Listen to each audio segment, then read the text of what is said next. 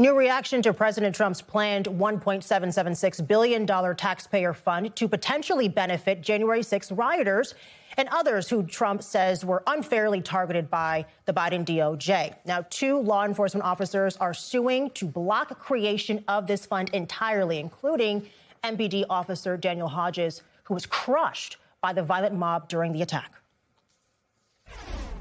It's unconstitutional. Go to Section 4 of the 14th Amendment, and it says that neither the United States nor any state shall assume or pay a debt or obligation for the purpose of paying for insurrection or rebellion against the United States. Officer Daniel Hodges is with me now. Thank you so much for your time today and joining us here. But we just want to also note first that you're here in your personal capacity and not on behalf of your employer. But I got to ask, and I want to know, what went through your mind when you heard who might benefit from this fund, including the rioter that crushed you? Well, I mean, it's surprising and it's not surprising at the same time. Trump has been talking for years now about trying to give these people money because, I mean, he wants them on retainer for the next time he wants to influence the course of history with massive violence.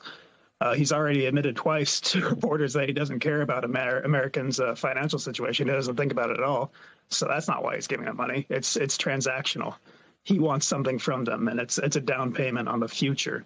So that's what was going through my mind. Republican members of Congress openly revolted against this, with Senator Tillis of North Carolina saying January 6th defendants, quote, don't need restitution. Many of them deserve to be in prison. But President Trump later doubled down, saying he left money on the table so he could help others. You know, is there any indication, really, that the administration plans to do anything for police officers who suffered in this attack? I have never heard anything of the sort, and it seems extremely unlikely that this administration would do that, since they won't even help us put up the plaque that was supposed to be on the West Front years ago.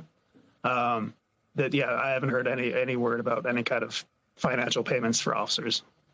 Is that something you'd be interested in if offered to you? That's not really my priority. I'm more worried about, violent insurrectionists getting paid. I got paid for my work that day. All my colleagues got paid for that work that day. This is part of our job. We're proud to do it. And I'm more worried about any future violence that these kind of payouts might encourage from people who've already demonstrated that they are willing to commit political violence in the name of Donald Trump. Officer Hodges, I want to play how one Republican congressman reacted to the fund Thursday. Go ahead and watch this exchange for me. Look, January 6th is an issue that was made up in the first place. People were convicted of assaulting. Well, I know that.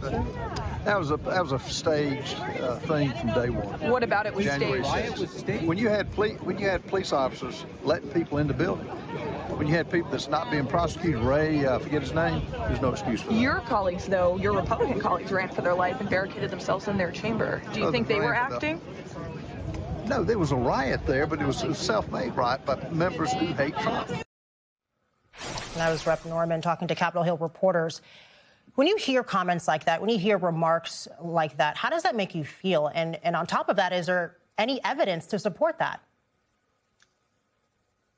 Yeah, that is disgusting. People died. Police officers died. They died in the aftermath, died from suicide. Rioters, insurrectionists died. The fear that congressmen, congresswomen, and their staff were feeling were real. The fear that officers were feeling were real. None of that was staged. I don't know why he would say that. I can't imagine any good reason why he would say that. And I'm not familiar with any evidence, any legitimate evidence that it was staged. I've heard plenty of conspiracy theories about how people believe it was staged, but nothing that has any legitimate meaning. Officer Hodges, I had a chance to speak with Harry Dunn earlier this week, and he said that this fund was a slap in the face. He also mentioned that you have faced death threats actually over the past few years. So I was interested to know, from the January 6th riot to the death threats to now this fund taking place, what is the most challenging part for you, especially emotionally and mentally having to go through this for so long? It's challenging because it just never ends. This should have been over years ago. It was incredibly obvious what happened and why it happened. People did go to jail. Unfortunately, the ringleaders never did.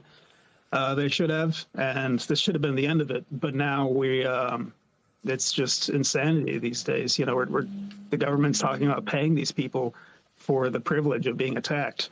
They're trying to whitewash the events of that day. They're saying that it was staged, saying that my injuries, the injuries of my colleagues, the deaths of my colleagues was fake. It's outrageous, and it's disgusting, and it's never ending. Officer Daniel Hodges, thank you so much for your time. And of course, we'll continue to keep you and other officers in our thoughts moving forward.